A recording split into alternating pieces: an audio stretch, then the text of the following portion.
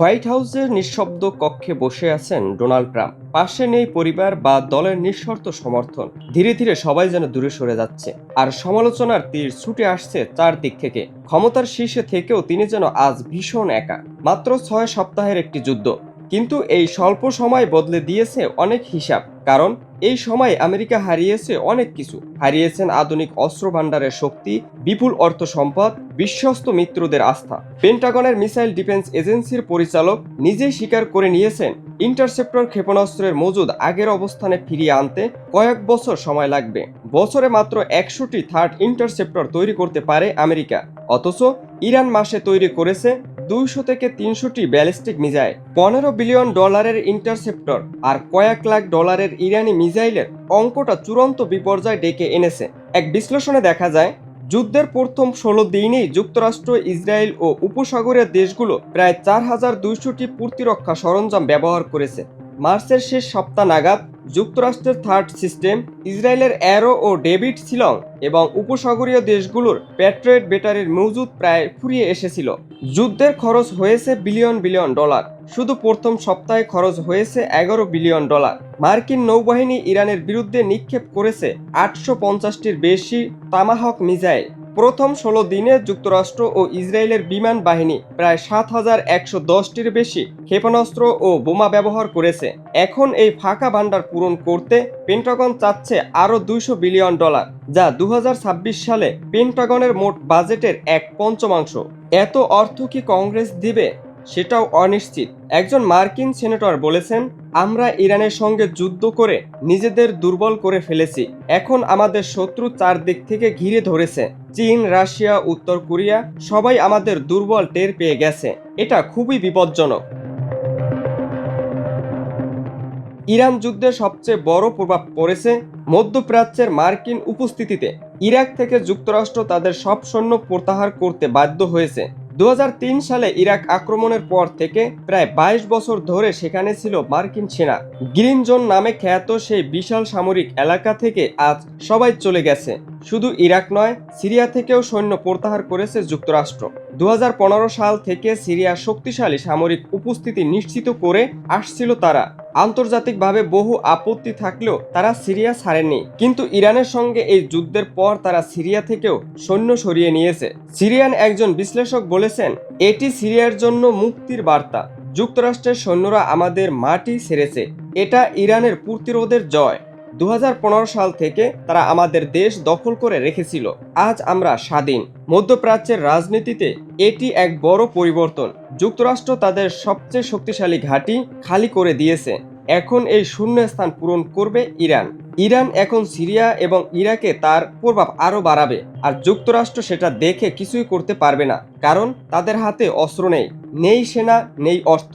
Iran যুদ্ধের পর আরেকটা বড় পরিবর্তন দেখা গেছে উপসাগরীয় মিত্রদের অবস্থানে। সংযুক্ত আরব আমিরাতের ক্রাউন প্রিন্স সম্প্রতি চীন সফর করেছেন, যেখানে তিনি চীনের সঙ্গে সামরিক সম্পর্ক আরও জোরদারের ইঙ্গিত দিয়েছেন।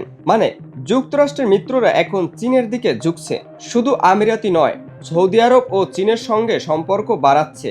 কাতার, ওমান, কুয়েত সবাই এখন দুই শক্তির মধ্যে ভাগ হয়ে যাচ্ছে। কেউ কেউ ইরানের সঙ্গে সম্পর্ক বাড়াচ্ছে। এটি যুক্তরাষ্ট্রের আধিপত্যের জন্য বড় সংকট। মধ্যপ্রাচ্যে যুক্তরাষ্ট্রের প্রভাব কমে যাওয়ার সঙ্গে সঙ্গে মিত্ররা অন্য শক্তির সন্ধান করেছে। চীন, রাশিয়া, এমনকি ইরানের সঙ্গেও তারা সম্পর্ক বাড়াচ্ছে। যুক্তরাষ্ট্র একসময় তাদের অবিচ্ছিন্ন মিত্র বলে দাবি করত, তারাই আজ অন্য পথে হাঁটছে। একজন আরব কূটনীতিক বলেছেন, আমরা যুক্তরাষ্ট্রের দুর্বলতা দেখেছি। ইরানের সঙ্গে যুদ্ধে তারা কতটা অসহায় সেটা আমরা প্রত্যক্ষ করেছি। তাই এখন নিজেদের স্বার্থ দেখতে হবে। চীন, রাশিয়া আমাদের নতুন সম্ভাবনার দরজা খুলে দিচ্ছে। আমেরিকা আমাদের রক্ষা করতে পারেনি, আমরা কেন তাদের পাশে থাকব? যুক্তরাষ্ট্র এখন চেষ্টা করেছে মিত্রদের ফিরিয়ে আনতে, কিন্তু তাদের হাতে সেই সামরিক শক্তি নেই, নেই অর্থ, নেই সেই আগের প্রভাব। তাই মিত্ররা একে একে সরে যাচ্ছে, আর এই শূন্যস্থান পূরণ করেছে চীন ও রাশিয়া। আমেরিকা আজ একা। এই যুদ্ধে আরেকটা বড় শিকার হলো, ব্যয়বহুল প্রযুক্তি সবসময় জয়ী হয় না। যুক্তরাষ্ট্রের রাডার সিস্টেমগুলো 5000 কিলোমিটার দূর থেকে লক্ষ্য শনাক্ত করতে পারে। এই রাডারগুলো তৈরি করতে খরচ হয়েছে $1 বিলিয়ন বেশি। অথচ ইরানের $5,000 সাধারণ ড্রোন সেগুলো ধ্বংস করে দিয়েছে। একজন ইরানি সামরিক প্রকৌশলী বলেছে, আমাদের ড্রোনের মূল্য এত কম যে শত্রু যখন ব্যয়বহুল মিসাইল দিয়ে সেগুলো ধ্বংস করে তখন আমরাই লাভবান হই, আর যখন আমাদের ড্রোন শত্রুর ব্যয়বহুল রাডার বা অস্ত্র ধ্বংস করে তখন আমরা আরও লাভবান হই। এটা আমাদের কৌশল। এই কৌশল কাজ করেছে যুক্তরাষ্ট্রের অত্যাধুনিক APBN রাডারগুলো, যেগুলো দীর্ঘ পাল্লার থার্ড সিস্টেমের অংশ, সেগুলো ধ্বংস হয়েছে ইরানের ড্রোনে। $1 বিলিয়ন রাডার ধ্বংস হয়েছে $5,000 ড্রোনে। এই হিসাব যুক্তরাষ্ট্রকে ভাবিয়ে তুলেছে। একজন মার্কিন সামরিক বিশ্লেষক বলেছেন, ইরান প্রমাণ করেছে যুদ্ধের জয় ব্যয়বহুল অস্ত্র দিয়ে নয়, যুদ্ধের জয় কৌশল দিয়ে। ইরানের কৌশল ছিল সাশ্রয়ী, কার্যকরী আর অত্যন্ত ধ্বংসাত্মক। আমরা তাদের কৌশলের কাছে হেরে গেছি। এই যুদ্ধে ইরানের কিছু সামরিক সক্ষমতা ক্ষতিগ্রস্ত হলেও তাদের কৌশলগত অবস্থানে অটুট রয়েছে। তাদের আঞ্চলিক মিত্ররা হিজবুল্লাহ, হুতি, হাস আল সাবি সবাই সক্রিয় রয়েছে। তেহরান পরাজিত কর্তৃপক্ষ নয়, বরং শক্তিশালী আলোচনাকারী একটি শক্তি হিসাবে উঠে এসেছে। ইরানের সর্বোচ্চ নেতা আয়াতুল্লাহ মোস্তফা খামেনির ঘনিষ্ঠরা বলেছেন, আমরা প্রমাণ করেছি আমেরিকা যত বড় শক্তি হোক না কেন তারা অজীয় নয়, তাদের দুর্বলতা আছে, আর আমরা সেই দুর্বলতা খুঁজে বের করতে জানি। এটা আমাদের জয়। আমেরিকা আমাদের মাটি দখল করতে চেয়েছিল কিন্তু পারেনি। আমেরিকা আমাদের নত করতে চেয়েছিল, পারেনি। আমেরিকা আমাদের ইতিহাস মুছে ফেলতে চেয়েছিল, পারেনি। কারণ ইরান পাহাড়ের মতো শক্ত, ইরান হরমুজের ঢেউয়ের মতো নিস্তব্ধ। ইরান এখন বিশ্বমঞ্চে আরো আত্মবিশ্বাসী হয়ে উঠেছে। যুক্তরাষ্ট্র তাদের সঙ্গে আলোচনায় বসতে বাধ্য হয়েছে, আর ইরান তাদের শর্তে সেই আলোচনা করতে চায়। এটা ইরানের বড় কূটনৈতিক সাফল্য। হরমুজ প্রণালী এখনো ইরানের নিয়ন্ত্রণে। ইরান চাইলেই তা খুলে দিতে পারে, চাইলেই বন্ধ করে দিতে পারে। বিশ্বের জ্বালানি সরবরাহ এখনো ইরানের হাতের মুঠোয়, আর যুক্তরাষ্ট্র সেই বাস্তবতা মেনে নিতে বাধ্য হয়েছে। দ্বিতীয় বিশ্বযুদ্ধের পূর্বে ব্রিটিশ সাম্রাজ্য পুরো পৃথিবীর আধিপত্য বিস্তার করত।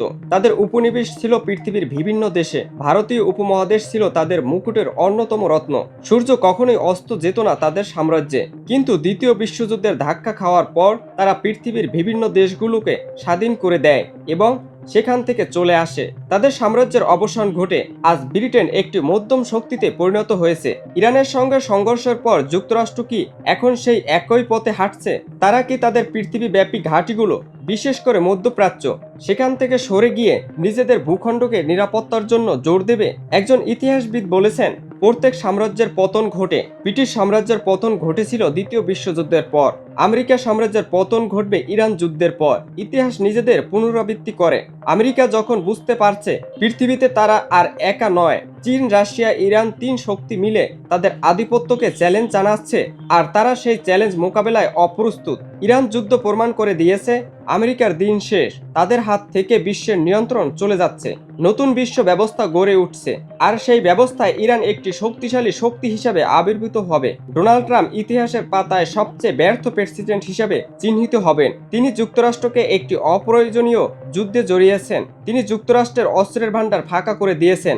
তিনি যুক্তরাষ্ট্রের অর্থনীতি ধ্বংস করে দিয়েছেন। তিনি যুক্তরাষ্ট্রের মিত্রদের হারিয়ে ফেলেছেন। তিনি যুক্তরাষ্ট্রের আন্তর্জাতিক মর্যাদা ধূলিসাৎ করে দিয়েছেন। ট্রাম্প ভেবেছিলেন ইরানকে নত করতে পারবেন, কিন্তু ব্যর্থ হয়েছেন। ট্রাম্প ভেবেছিলেন মধ্যপ্রাচ্যে আমেরিকার আধিপত্য বাড়াতে পারবেন, তিনি আরও ব্যর্থ হয়েছেন। ট্রাম্প ভেবেছিলেন নিজেদের রাজনৈতিক অস্তিত্ব বাঁচাতে পারবেন, তিনি সম্পূর্ণ ব্যর্থ হয়েছেন। একজন রাজনৈতিক ভাষ্যকার বলেছেন, ট্রাম্পের প্রেসিডেন্সি ছিল এক বিপর্যয়। তিনি যুক্তরাষ্ট্রকে ধ্বংসের পথে নিয়ে গেছেন। ইরান যুদ্ধ তার সবচেয়ে বড় ব্যর্থতা। ইতিহাস তাকে কখনোই ক্ষমা করবে না।